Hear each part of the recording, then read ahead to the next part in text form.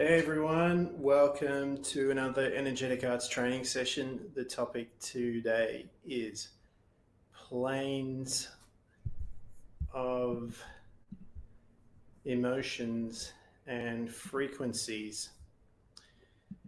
So,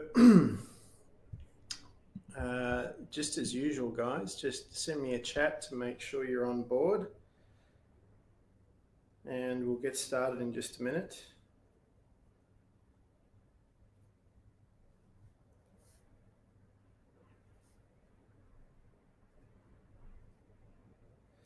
So with this one, this is kind of a bit of a technical session.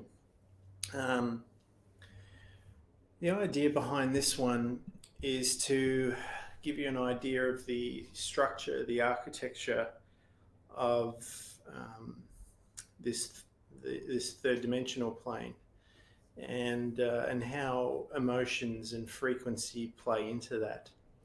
Now, part of the description here is how not to get emotional about your emotions.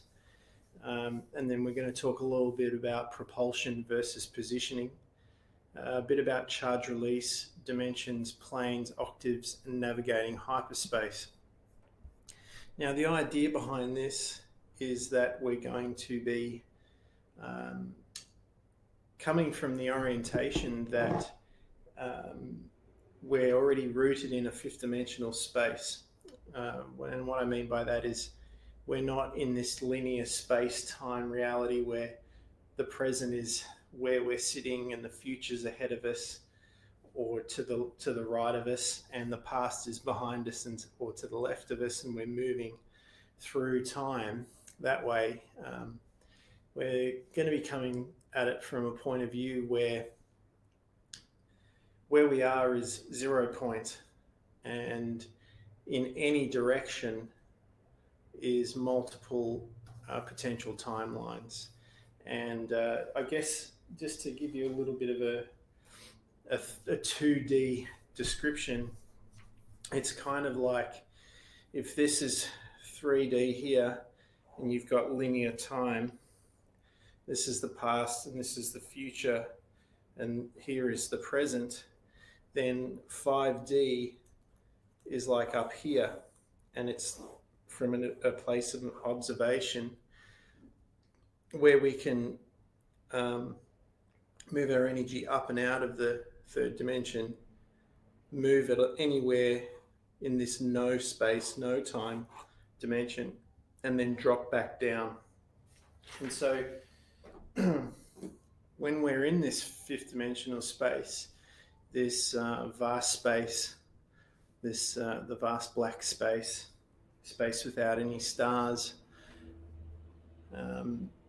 this is like, in the Matrix where Neo first wakes up and Morpheus takes him into the construct program, and the whole dimension of reality is all white. Okay, they call this the construct program. So this is the space that contains any potential of spaces. And when you come into that dimension, that fifth dimensional hyperspace, then you can move into any potential timeline from there. And so when we close our eyes and we go into that void space of no space or all space, it's a bit like what I've said in one of the previous sessions. It's like the black screen on the TV that has the potential to tell any story with any character in any time. And once you tune into the code of whatever that time space is, then you can drop into that, and then that becomes your reality. But when we talk about planes when we talk about the planes of that space, we're talking, if you can see up here in the corner, you can see the Ankh symbol. And what I read in, was it The Flower of Life, John Vallow Melchizedek, which is an interesting 2-part book series. There was this diagram in there where if you're in this vast black space and there's nothing in there except space, then when you're in meditation, and we've done this in some of these workshops we've been to, is we go out into the space in front of us, we go back into the space, or we rotate to the right in space or the left in space or down or up or whatever, which way we turn, because there's no reference point in that vastness of space, then you never know where you are within that space. Therefore, you're always in the center. Okay, no matter how far you go forward or back or whatever, because there's nothing to gauge your movement, you're always in the center of that space. So, just a little side note here: it's sort of like you're the lone star in the vastness of that space. But when we start constructing dimensions in space, well, we need to have some axes. So we have an x-axis and a y-axis, and that gives us 2 dimensions. And then we have a z-axis, and that gives us the third, or depth of dimension. Then we have time, of course, which is 4th. And then 5th gets us, it allows us to view that from not being in that space. So what I found interesting is when I saw this diagram, you can make any kind of shapes you want once you get into this. Once you have those 3 planes and the 4th plane being time, you can have any shape you want. And that leads us into the Platonic solids. So then you can have triangles, circles, squares, pentagons, hexagons, octagons, dodecahedrons, and you can nest all these shapes into one another, and that gives you like a tetrahedron or any type of geometric shape. And on those microscopic levels, those different shapes make up, the pixels of our reality. So once we understand that, then we can understand that any possible potential future is already inherent in the architecture of the program, of the construct program. And then we talk about planes, the planes of emotion and the scales of emotion, and these are varying complexities of certain scales of these designs. So just like with the tetrahedron, you can have triangle within triangle within triangle within triangle, and infinitum all the way down through the fractal, all the way through down to the Planck scale, and all the way up to a cosmic scale. You have varying levels of emotions as well. And most people from a 3rd dimensional space say, hey, this is either a good emotion and I enjoy this and I want to participate more and I'm going to go towards it, toward motivation, or it's like, this is bad, I don't like it, and I want to get away from it, and that's an away from motivation. But these are still movements within these planes, these dimensions. So when we're talking about emotions and emotional scales, there was a great illustration of this through Abraham Hicks, and Abraham talked about the emotional scale moving up in emotions and coming down in emotions. For me though, these are like bandwidths within the 3rd dimensional space, or the constructed space, where the mind can tap into different frequencies, where you're able to get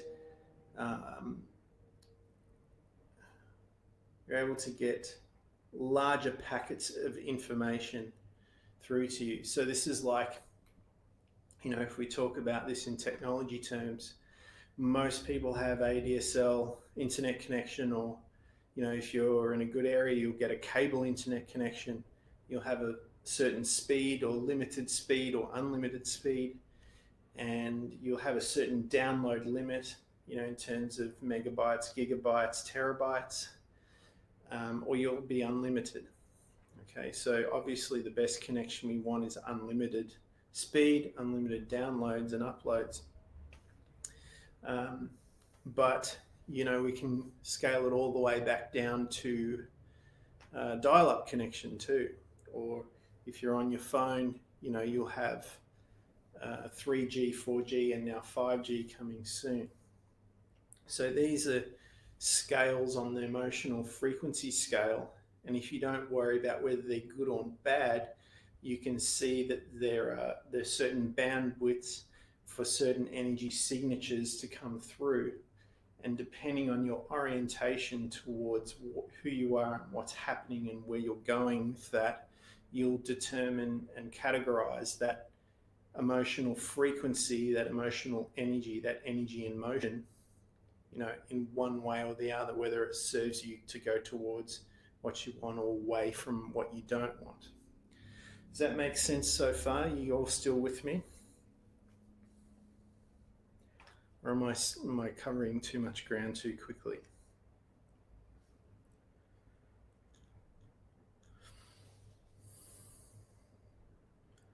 You all still on board?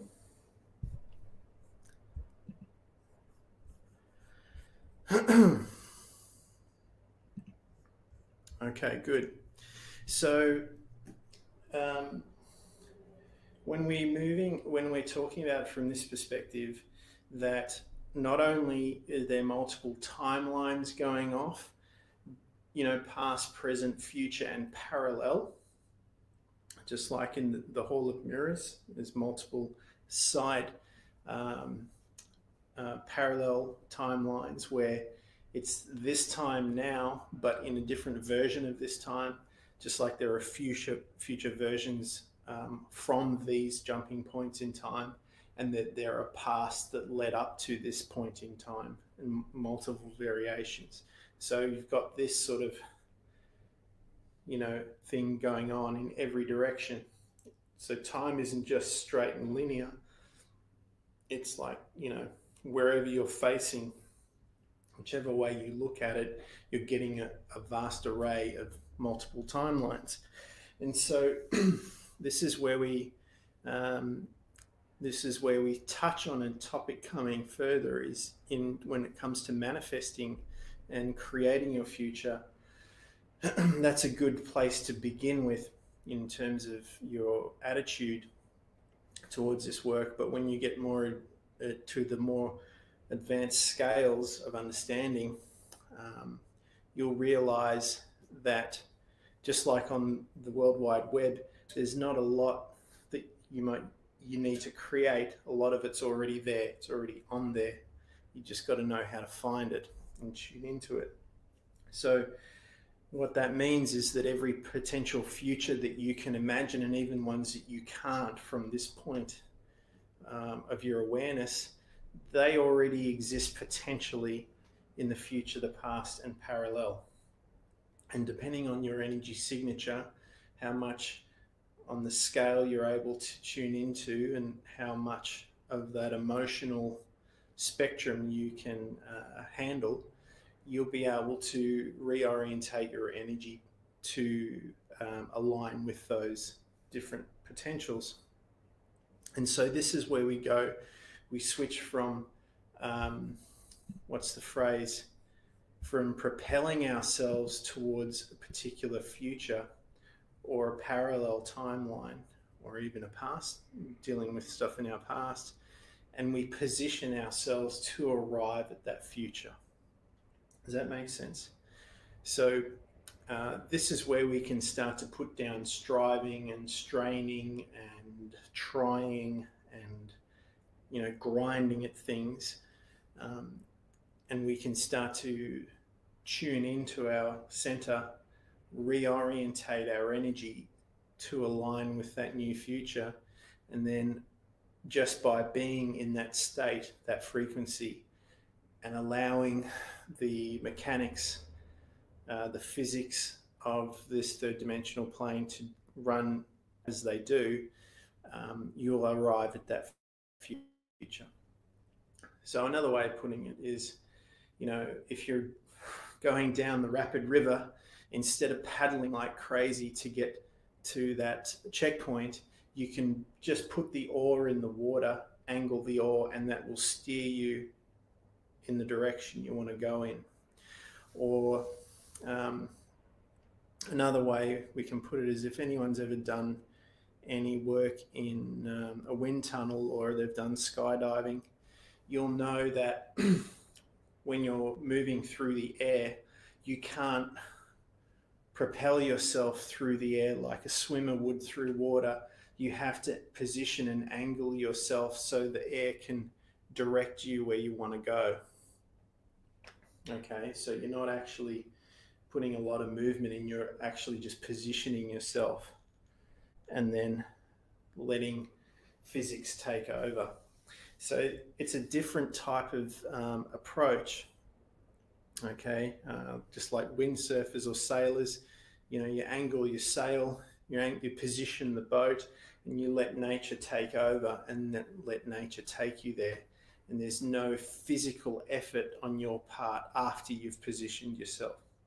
So when people talk about doing the work, or the great work, to me that's aligning yourself with that future, getting yourself in position, get everything set, get all those blocks out the way, get everything that's holding you to the past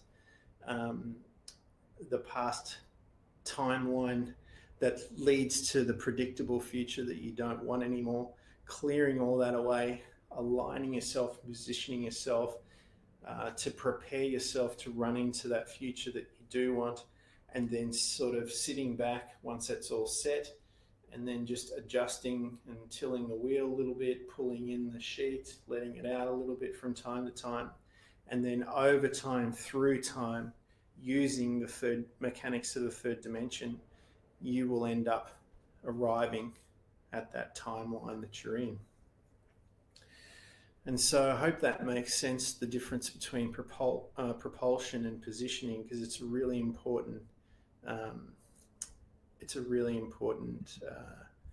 concept to take on. And just like we move on now to scales and levels of frequency. Another example of this is there was a great illustration on What the Bleep, I think it was the first one, where I wish I remember his name. He talked about the unified field and talking about the different levels of the field. And he said, you can drag me across the floor by my arm on a physical level, or you can drag me across the floor by my cells, or by my atoms, or by my molecules, or you can drag me across by my energy. So you've got these different scales of reality that you can tune into. It still appears the same way, right? You still see here a physical body, you still see skin, and underneath you'll know there's bones and there's blood and muscle. But as you go deeper in, you get to know that there's cells and atoms and energy and all that sort of stuff, all moving around at light speed and beyond, and slower than light speed. And it all makes up me moving, or at least appearing that I'm moving my hands through time and space. But what's actually going on is that each time I move from here to here, well, just like in a film, there are these slices of time where my hand goes from the next slide to the next slide to the next slide to the next slide to the next slide. All these slides exist all at once, but our perception and our focus gives us the illusion of continuity in a linear timeline fashion. And I mean, that's useful. It's part of how the game's played at this level, I guess. But what I wanted to bring your attention to is that depending on how you focus depends differently on the outcome that you're going to get just by choosing a different scale and frequency to observe from. And so, you know, I can think of lots of little examples that have been used before, but one that's personal to me that I know is works. This principle works in is when I was training in martial arts and we're doing sparring. If I could tune in and know that my partner, opponent that I was sparring with was focused on a physical level, on their physical body, on that frequency, that if we were matching each other and we were doing the exact same movements, and we were coming into sort of like a stalemate where no one really had a particular edge, if our skill level was the same, then what I could do is I could switch my awareness to the mental plane or an emotional level or an energetic level, and that would give me more options. That would give me a larger bandwidth. That would allow me to see more gaps and more time, more spaces in time, and that would inspire me to move in different ways. And that's very useful, not just in sparring, but with everything. And so this really gives you a practical, tactical advantage when moving through life and moving towards your goals and your dreams.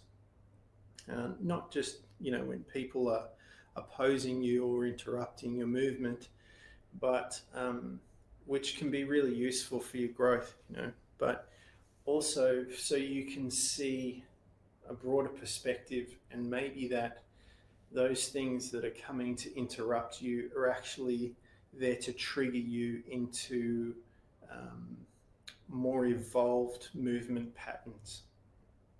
Okay, because sometimes we can get stuck looping in the known of what we already know, and it's very difficult to move out of that mindset, that conditioned habitual thinking and living and behaving. You know, people will call this a rut or Groundhog Day, and you know, trying to get out of your own mind, trying to get beyond the edge of your own mind when you're not inspired by anything can be really difficult. But by switching the scale, moving into a different plane of frequency, you can start to see things as, rather than being an obstacle, as something to propel you towards the goal that you've already set for yourself. And so in parkour, you know, the object is to move from point A to point B as quickly and as efficiently as possible. And so the mindset there is, instead of obstacles being things to slow you down, is that they're there to propel you and for you to gain momentum on, so you can actually get there faster or more efficiently. So that's another thing to bear in mind as we move deeper into this subject. And so when we're going up the frequency, up the scale, and we're tuning into larger frequencies, larger amplitudes of energy, and we're downloading that into our system, and we're starting to perceive, you know, a greater scale in life and a larger perspective, and further into the future or into the past or across parallel timelines, and we're starting to see more and become more aware of the potentials in our lives. We need to equalize that. You know, it's just like, if you breathe in and inhale and keep inhaling more than, you eventually have to expel that tension. You have to eventually breathe out. You eventually have to discharge that emotion, that energy. And so when we start moving to these greater scales, it requires a lot more relaxation. It requires flexibility. It requires you to release the smaller capacity of your understanding to adopt a greater level of understanding. And so this is where we can move from, narrow focus, narrow consciousness, or small picture thinking to big picture thinking, large focus, large consciousness.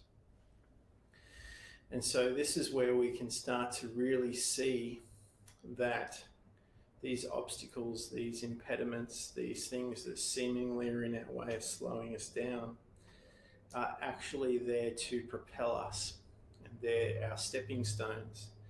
And so, when we talk about doing the work, when we start out, we think that, I want to do this because I want to feel good, I want to feel great, and I want to have all these things in my future and a good life, and I want to manifest all these things, and it's all there for you. But like I said, between propulsion and positioning, it's not about you propelling yourself to them. Now it switches, the bands turn inside out, and what you're doing now is you're releasing the charge of the old frequency, the old level of mind. You're allowing it to expand, and now you're slipping towards, you're slipping into that new future by using all those obstacles and things to step onto. So a great story that I heard years ago to simplify this concept was the story of the farmer who goes out one day because he's lost a mule or a horse. I can't remember which it was. I think it was a horse. Let's go with horse. And he discovers that the horse has fallen into a well. And so he, racks his brain. He tries to think of everything he can to pull this thing out. He tries to, get a rope under it, but, it's not going to work. So he decides, rather than, let it starve to death, he's going to, shorten the misery of this animal, and he's going to bury it, and he's going to bury it in the well. So he takes a shovel and starts throwing dirt onto the horse. And of course, the horse figures out, oh shit, he's going to bury me alive. Starts freaking out. So every time the dirt goes on him, he shakes it off, and the dirt falls off into the well. And pretty soon the more he puts the dirt on, the more he shakes it off. And then all of a sudden, the horse is standing on the dirt. And he goes, okay, well, if we keep doing this until, we fill up the well, then the horse is going to just be able to step out. And so when you're getting all this shit piled on top of you, the message here is, the moral of the story is to shake it off and step up, okay, and not get bogged down in it. And if you keep shaking it off and stepping up, and keep shaking off the old mindset and stepping up, and keep shaking off the narrow consciousness and stepping up into a bigger consciousness, keep shaking it off and stepping up out of a narrow mindset into an expanded mindset, then you're going to eventually rise up and out of, that narrow shaft of, that third dimensional awareness that we've been conditioned into. And so coming back, just to refresh,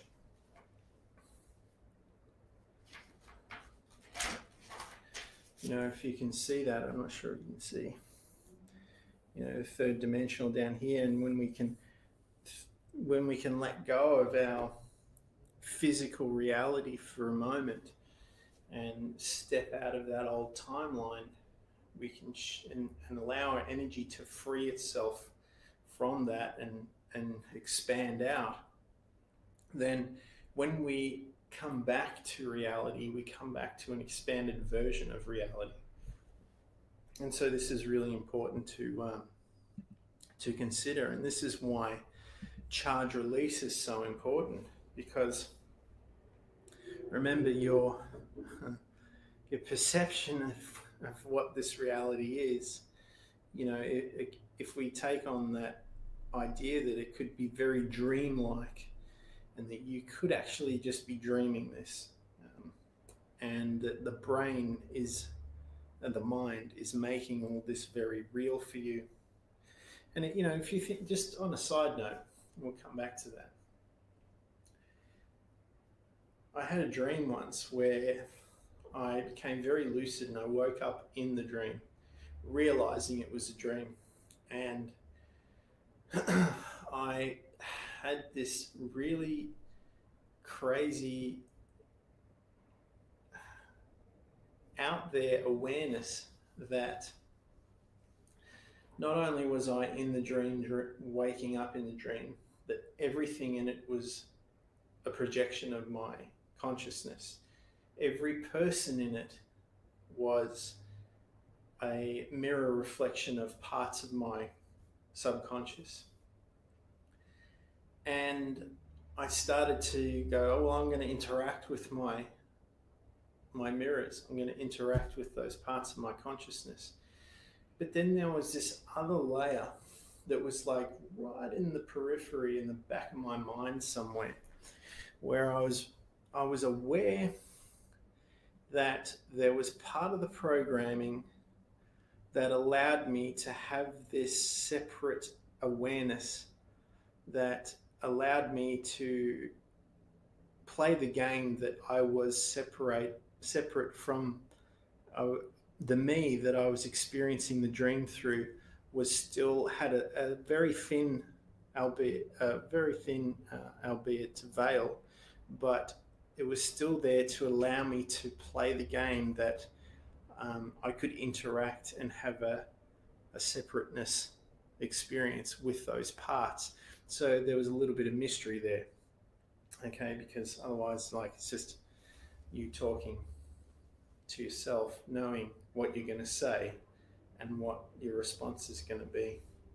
So this level of consciousness that I'm talking about, which I've experienced before in a waking state, is a pretty heavy, profound frequency to take on. And for me, at least at that time, it put the body mind under a lot of stress, and because of the largeness of the current. So like I said, with energy amplitudes, it's like a massive current of energy being put through the system, which is there to upgrade and expand the consciousness and the frequency of the experience, but the body. But it's like a heavy weight in the gym. Okay, let's put it that way. And so to become accustomed to this frequency, just like going to the gym and putting on new weight, or going further or faster than you're used to, inevitably, unless you have a completely purely clear channel, which none of us have, by the way, because we're always carrying, programming from our past, is that you're going to come across certain tension, certain blockages, certain tight spots, certain impediments, mindsets that are restrictive, and they're going to come up to be seen. And some people call these triggers. and I posted something on Facebook today, if I can find it, that, where was it?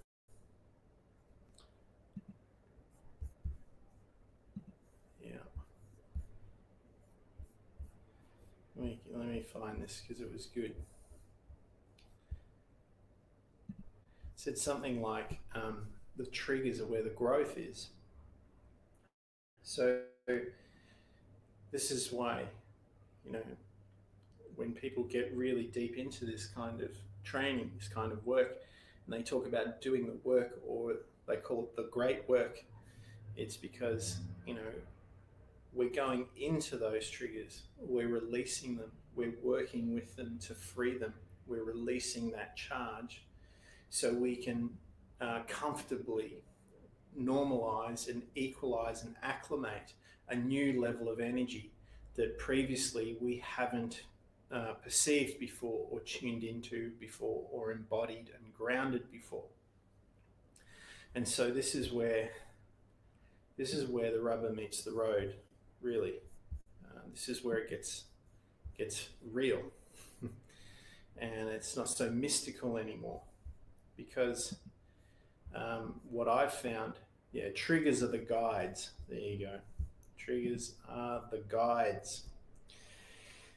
So at first, when we get into this type of work, we're trying to learn how to manage our triggers and deal with our triggers and avoid them. And, you know, how do we keep that wild dog at bay and from barking at everyone and biting everyone and biting us, and, you know, running amok.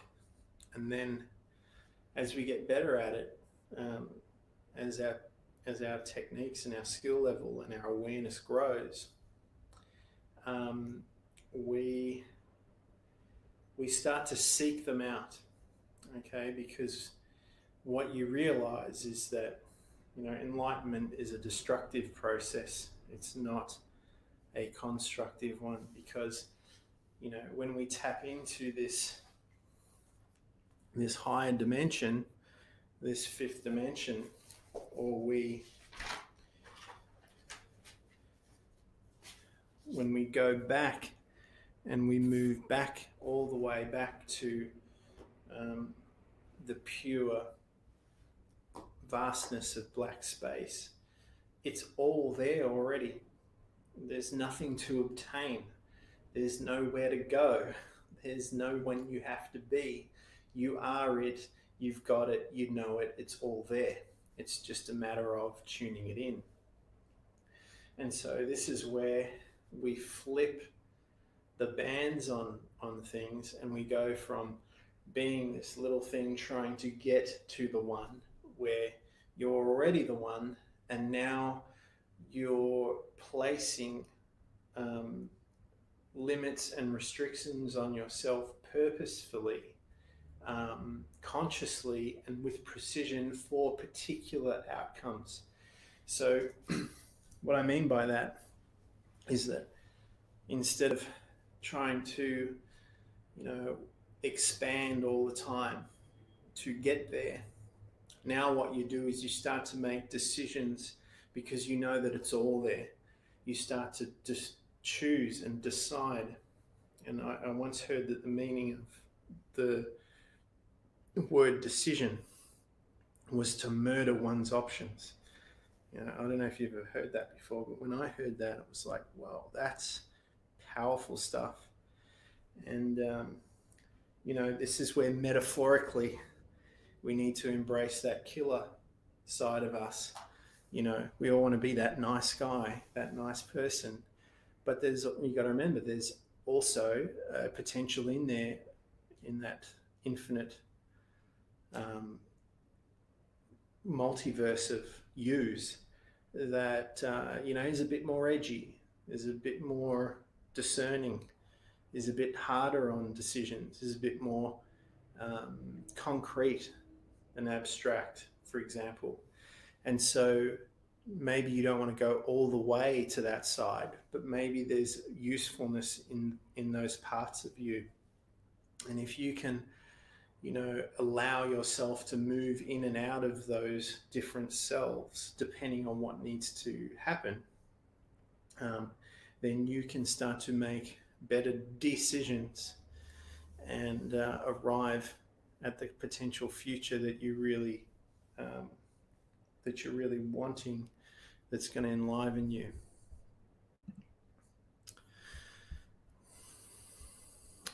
And so now we can move in. When we're talking about scales, we can also move into octaves. Okay, now this is really interesting. If you've been around a little while on the planet, then you would have started to notice cycles. It's like big loops. Like every year we have a summer and a winter and a spring and an autumn and a Christmas and a birthday, and a day and a night and a moon cycle. And you notice that there's these patterns that begin to form. And this also happens when you're talking about cycles of learning, of growth, of development. And you'll notice that there are these patterns where you're taking on lots of new information. You're seeking, and you're absorbing all this new information. And there's this sort of consolidation, incubation period. And then there's an expression of all that. And then there's an end to that expression, and you go through this cycle.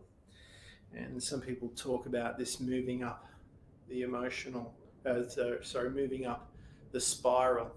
Okay. Now, if you looked at it from the top, it would all look like a circle, circles on top of circles on top of circles.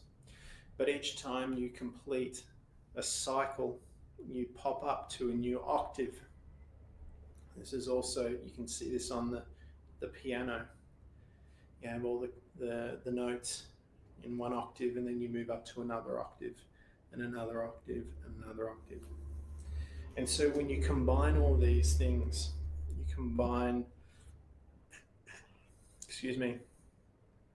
the X, Y, Z axis, the emotional scales, the different bands of frequency, and the octaves as well.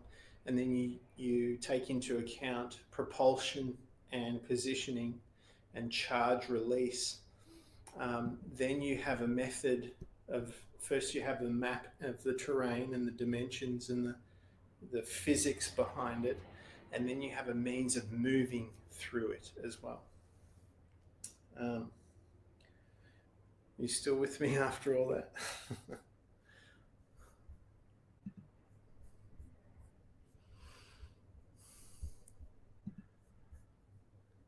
This is where, if we're in a crowd, I would turn and say, tell your neighbor what you've just learned. All right, cool. So a really good way to visualize this is, I like to use this as the concept of this being a virtual reality, a really high definition, lots of senses. It's not just the 5 ports of the senses and touch, but you can everything, you can feel everything, you can sense into future and past and parallel timelines, and all this is happening inside the mind. And then you can create pretty much anything you want, and you can navigate and move towards it by tuning yourself in and focusing and drawing yourself and positioning and propelling yourself to those different nodes in the network. So one way I like to look at this is that if you go back, let's go back to that vast space. Let's do a little exercise. So we're going to take it down a gear or two. I'm going to slow things down. We'll do a bit of an exercise here just to give you an idea, and then I'll pull you back out and we'll do some questions. So I'll just start some music. to help the mind focus. So if you have your blindfolds, put them on now. Start to breathe and relax.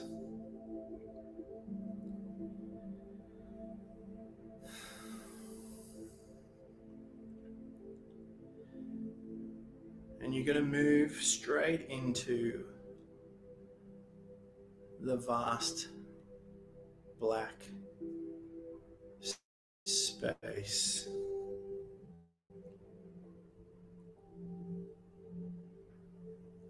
The infinite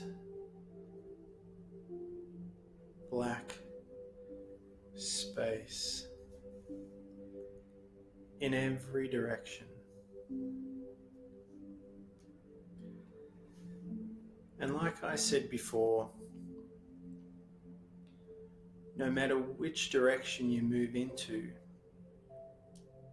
no matter how fast or however slow,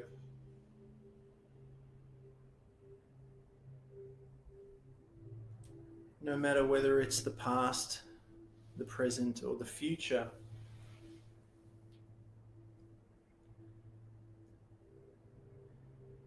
in this vast black infinite space, because there's nothing else there but you.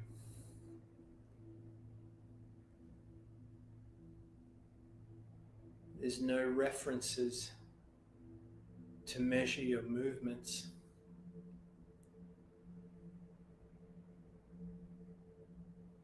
It always feels like you're smack bang in the center, if there was such a thing. But you could only gauge the center if you had something that was not center.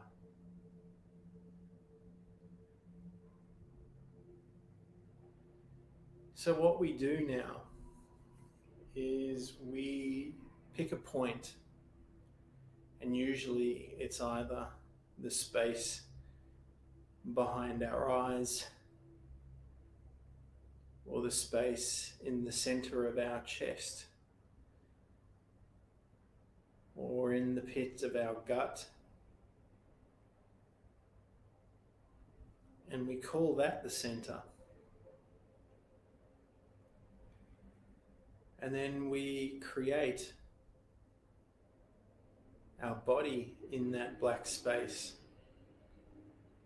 And then all of a sudden, there's just us in the center of this huge, vast space.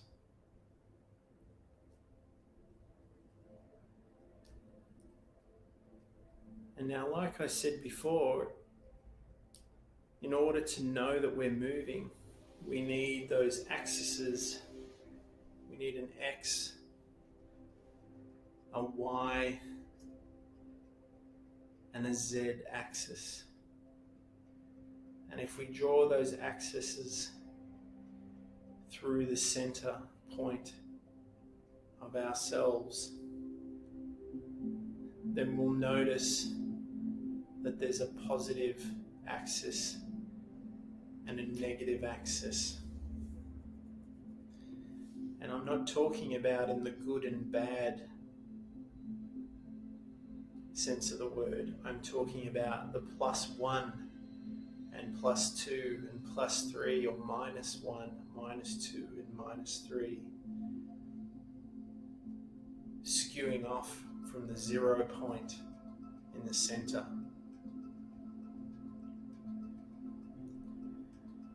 And now that we have these axes, we're able to move in any direction of that space. And if we keep track along those axes, we'll know just how far we've moved, forward, backward, up or down, left, right, and in all forms of diagonal and all variations and degrees. But if we come back to center again, And we just allow those lines to be guides into whatever direction we want to move into. And if we took an arbitrary number, like 1 and 10,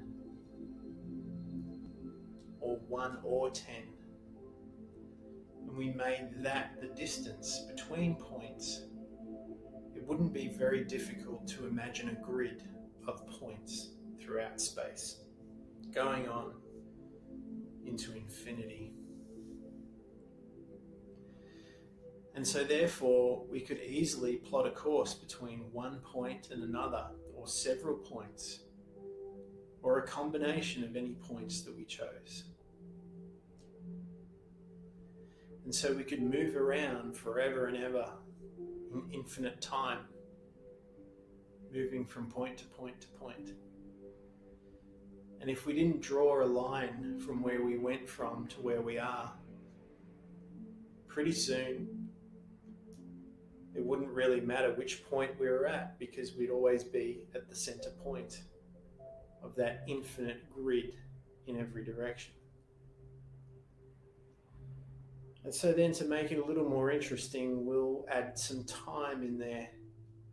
So at least if we're not keeping track of where we were and where we're going, we'll at least know how long it was that we were there, or how long we were moving for.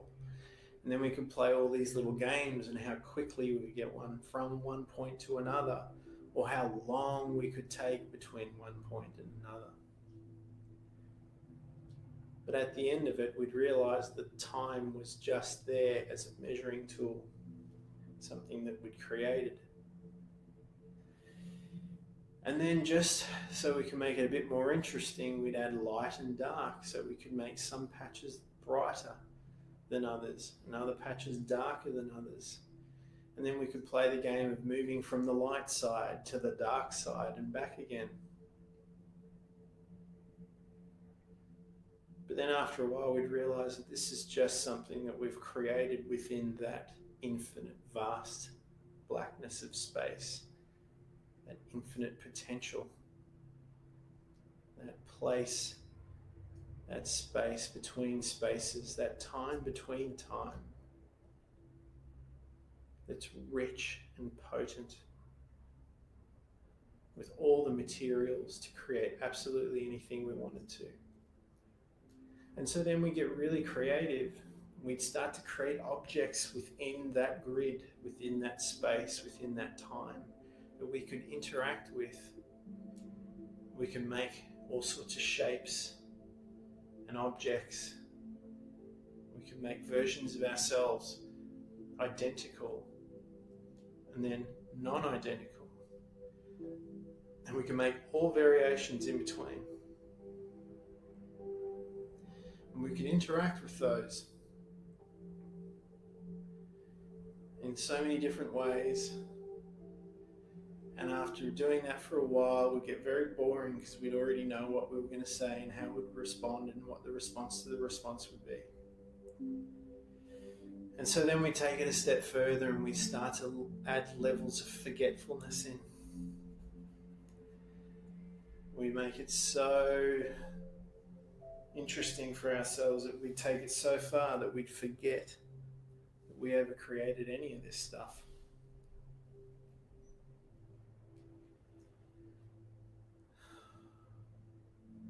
And then maybe because it was all too easy, we'd make it harder and harder on ourselves. We may place more and more restrictions to the point where it got so difficult and so forgetful that we got completely lost in this illusion that we created.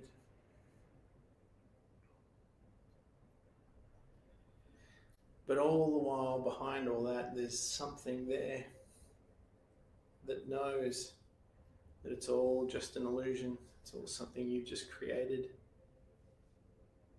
to entertain yourself. And so, my respect to you for taking it all out to the edge of forgetfulness, and to restrict yourself so much so that you believed maybe for a little while that you're completely powerless and that everything in the external was out to get you.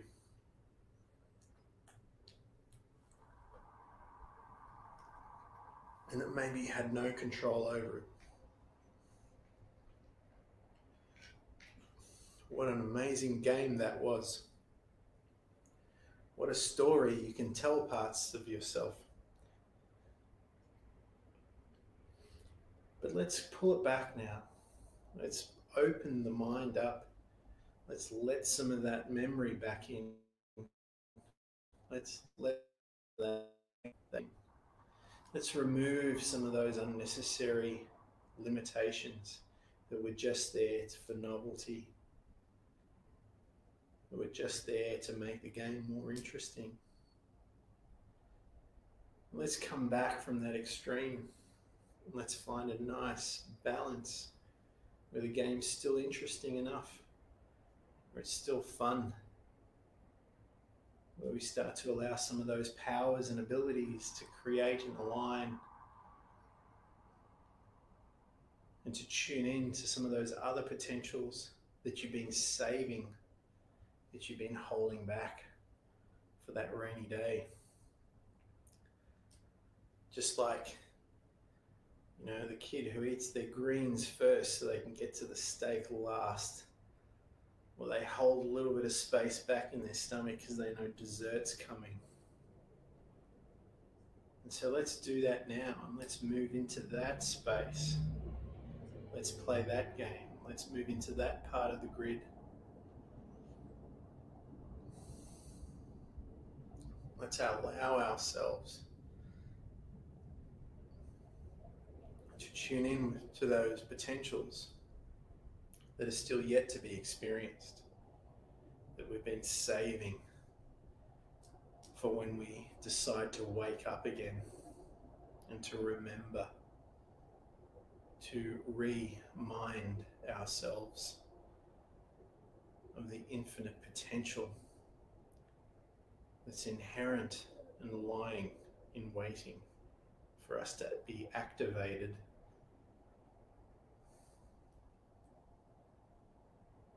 So let's bring that into our new experience, or should I say, that ancient, old, untapped experience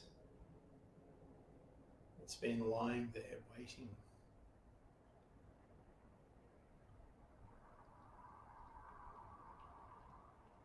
And notice how that feels.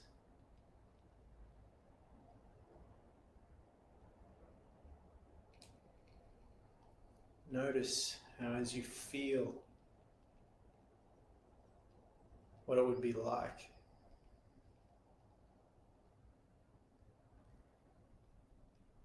just like a person moving down the river, rowing their boat gently down the stream, merrily, merrily.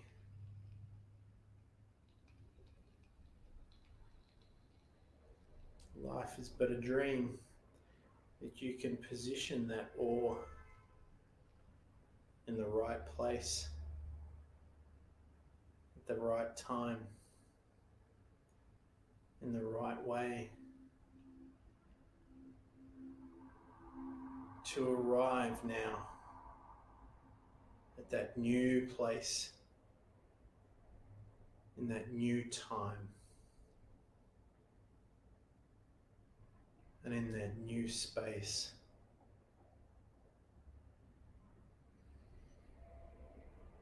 And notice that it just feels normal, even though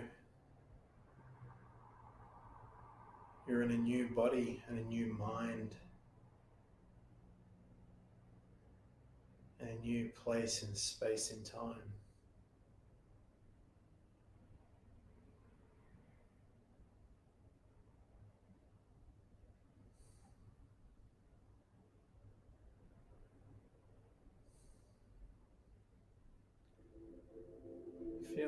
unfamiliar, familiar that feels.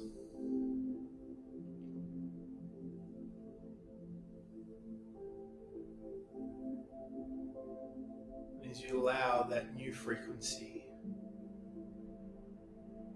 that new scale, that new level of awareness, of relaxed, expanded awareness, to embed itself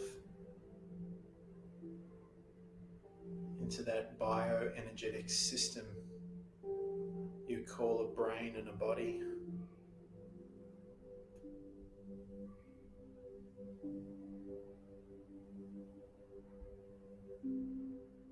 Notice the subtle little differences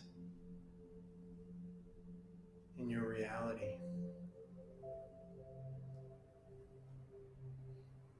Was it how it was before? I mean, I'm sure you could explain it away, but maybe it is different. Or maybe it was always there, but you didn't perceive it. And now that you have a new level of awareness that you can. Or is it the new level of awareness, perception, that allowed it to manifest when it wasn't actually there before? Or is it all the same thing? It doesn't really matter which way you look at it. As long as the methods work, you can choose which one you like best.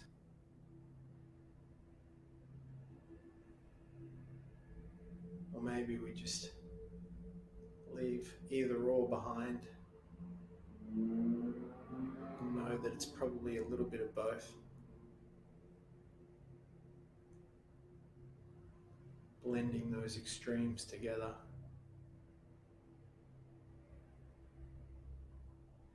For something new to arise.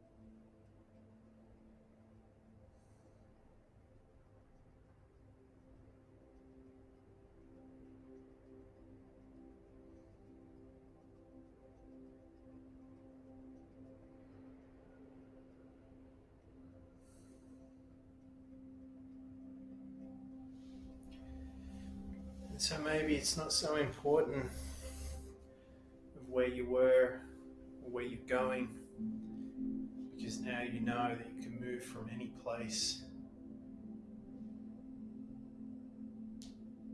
in time and space to anywhere in space and time.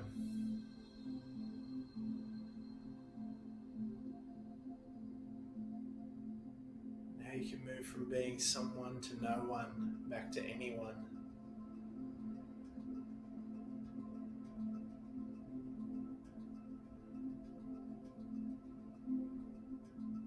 You can move from a mind to no mind to every mind,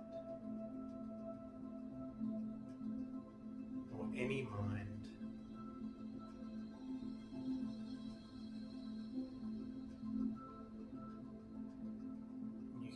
From somebody to nobody to everybody and anybody.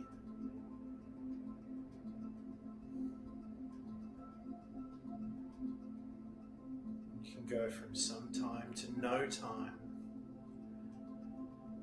to every time and all of time.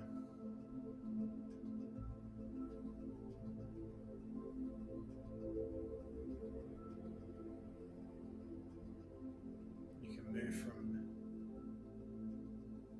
a space to no space to all of space.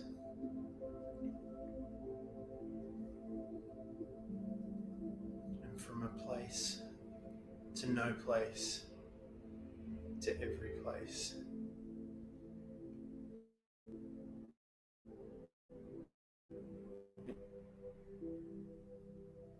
You can come all the way back to this place, this time, this space, to this body, to this mind,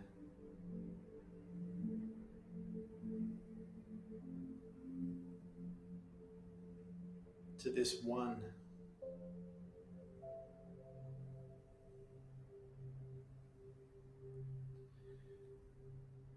And slowly now, as you bring all your awareness back to this time, place, space, body and mind,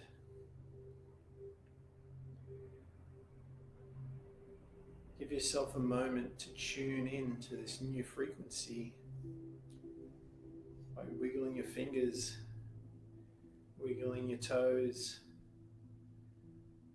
rolling your shoulders, becoming aware of your nose. And when you're ready, you can open your eyes.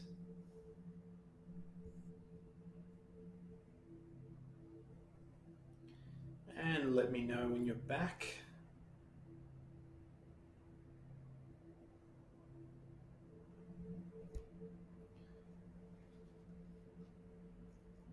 Let me know that you're still with me.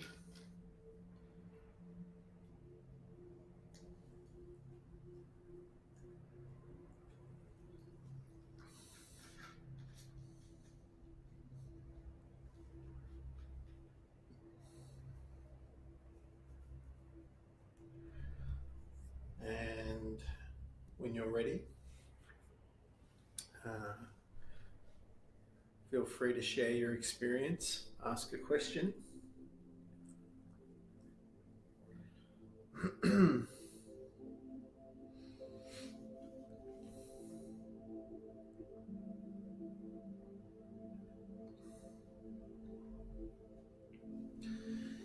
Did you get any insights?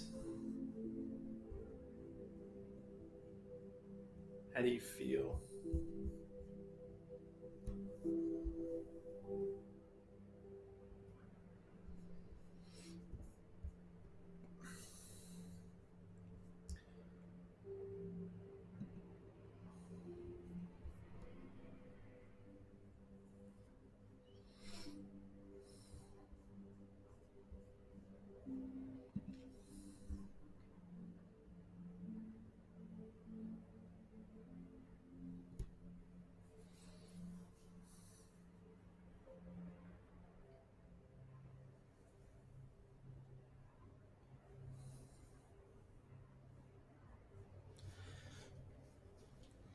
Okay, good.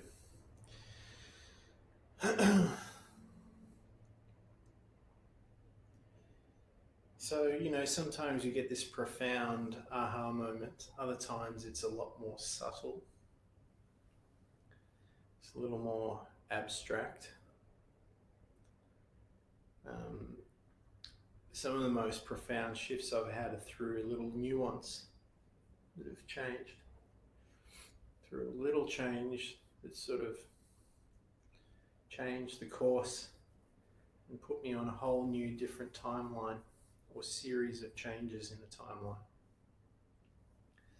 And so if you're sensing a shift here and a shift there, then that's all that matters. Sometimes a course correction of only a few degrees here over time, through time, can set you on a course to a new continent.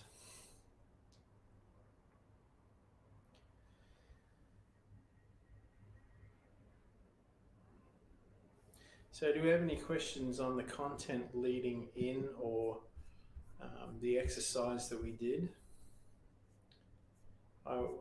My aim here is that you guys get an understanding of how to practice this.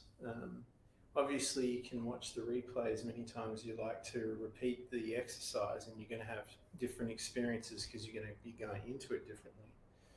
But do you think this is something that you'll be able to practice yourself?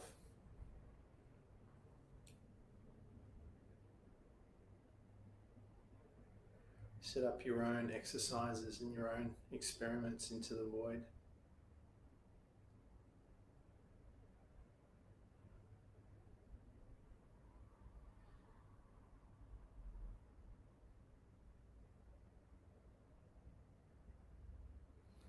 So one of the easiest ways to set this up, obviously, is to choose some music that you like.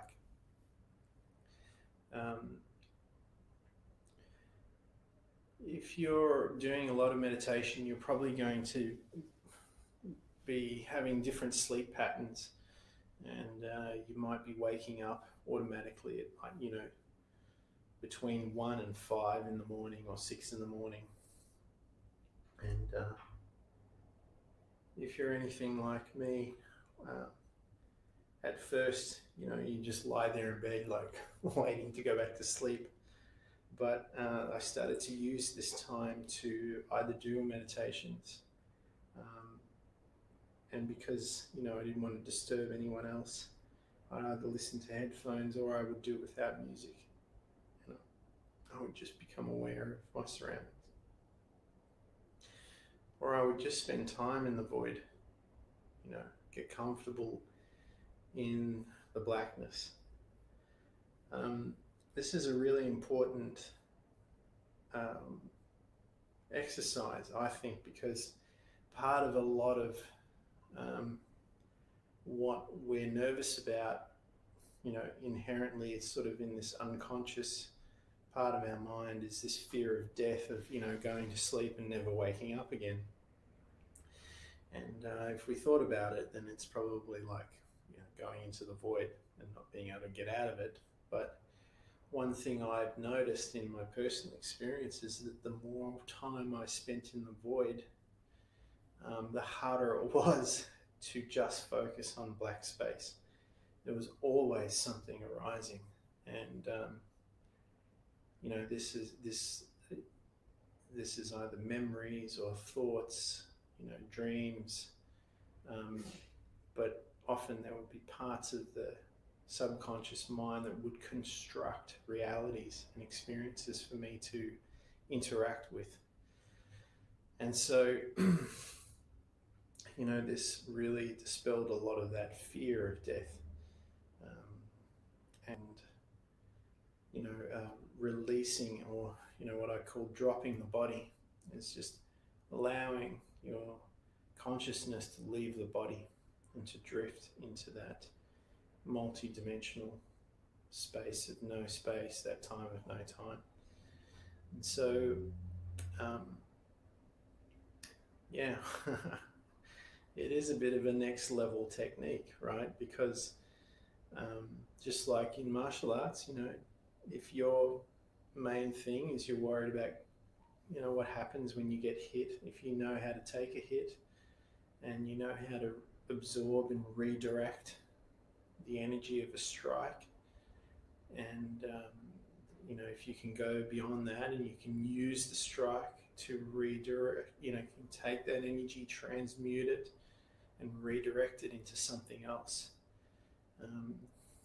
then, you know, it doesn't really matter what gets thrown at you, you know, within reason, of course. You'll always be able to do something else with it.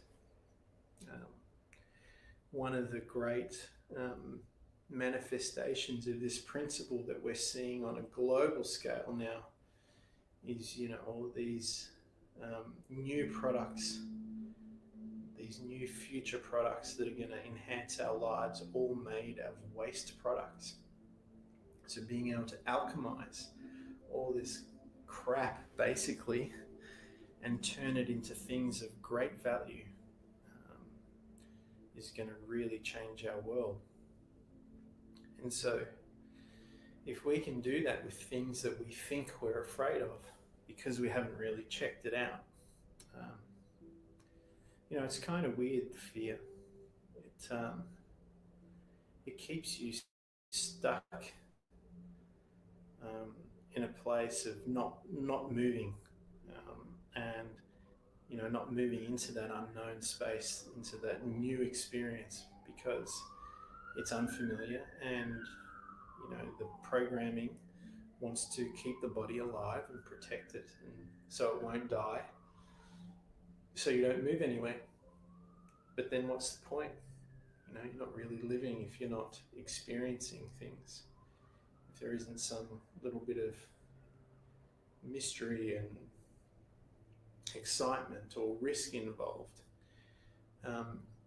But this isn't being reckless either, or stupid about things. This is, choosing that stress, choosing that risk, choosing to lean into that unknown space, which is not always the unknown, it's the known unknown, maybe. So, we can have a lot more, for lack of a better term, control over where we're going with this. And so for me, all these techniques, all these exercises, this training is leading us into becoming a better pilot of this thing, to be able to move through hyperdimensional space. And I think, that's definitely a skill worthy of everybody's time, and one that's worthy to practice indefinitely. So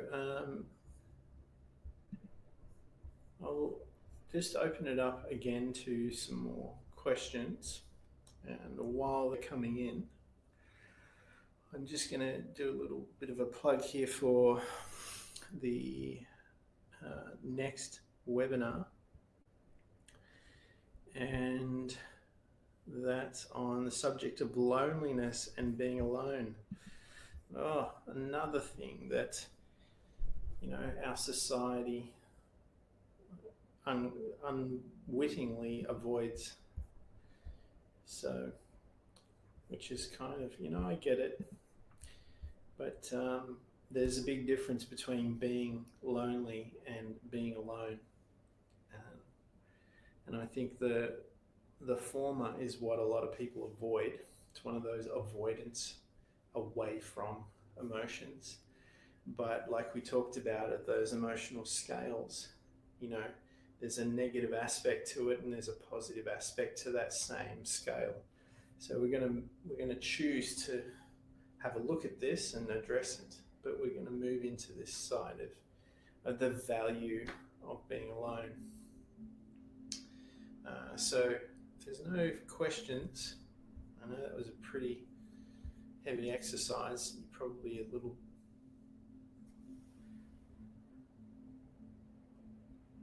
Good question, Abel. So can you see negative things about yourself the further you go?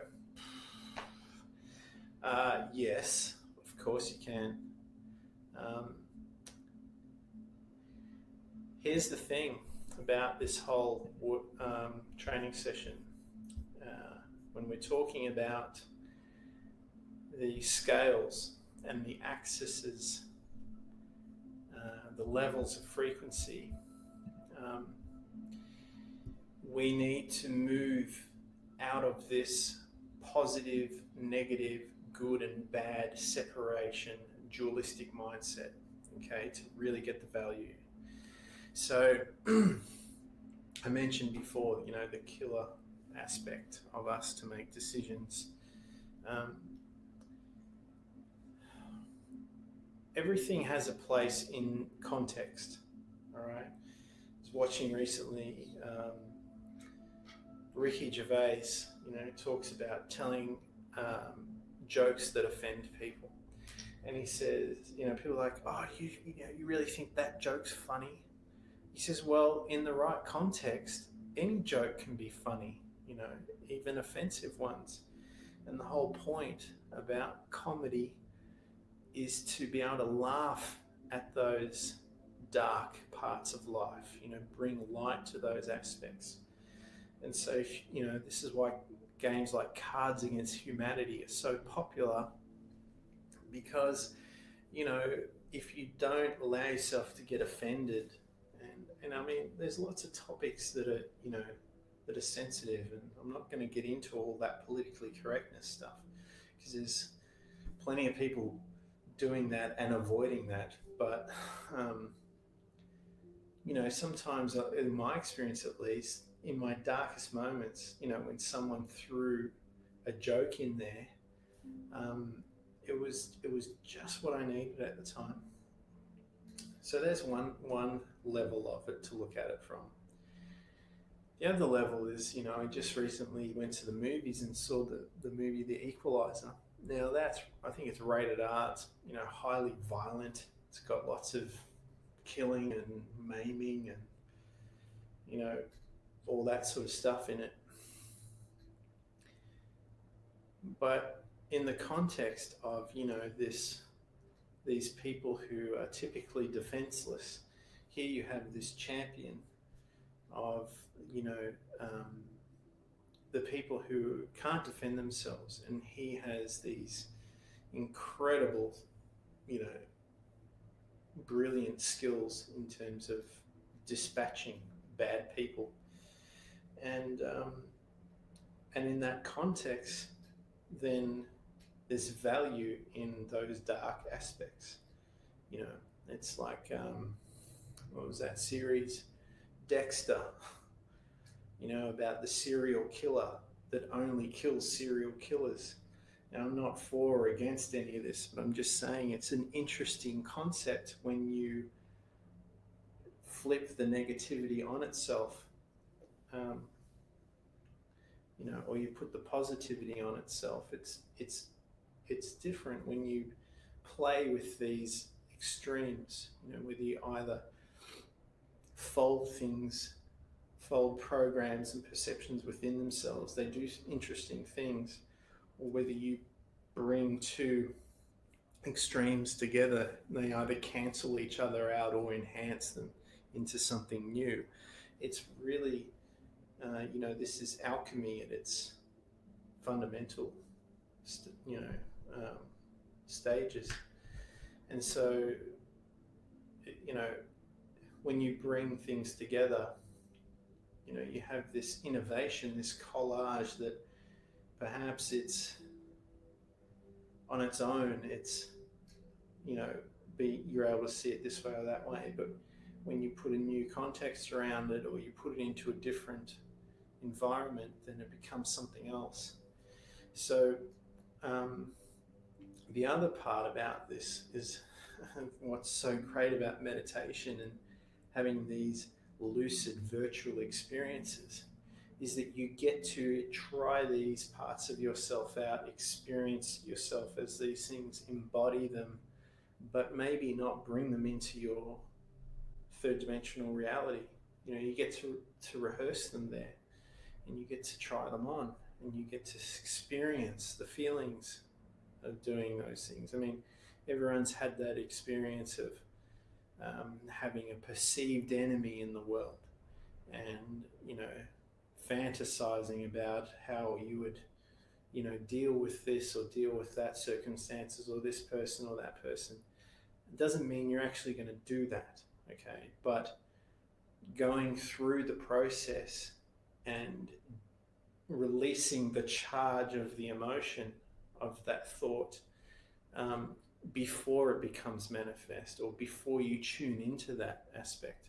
It's much better to have fantasy about that than actually act upon it and then that become your reality. At least in the virtual experience, the dream experience, you can have that and then be done with it and then move beyond it.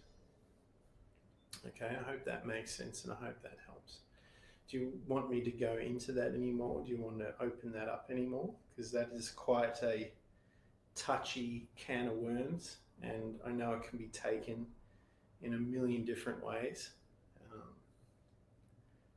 But I hope that gives you some handles when approaching that.